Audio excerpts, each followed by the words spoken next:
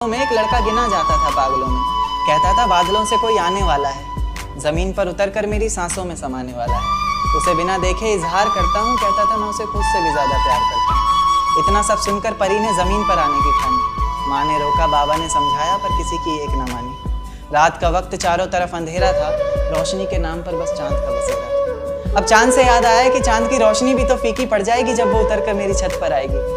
तो कहानी ने नया मोड़ लिया, परी ने प्यार की खातिर ख्वाबों से रिश्ता तोड़ लिया। कहीं मैं सपना तो नहीं देख रहा, ये मेरे सामने कौन खड़ा है? कुछ बोलता क्यों नहीं, इस तरह चुप्पी साधे क्यों मौन खड़ा?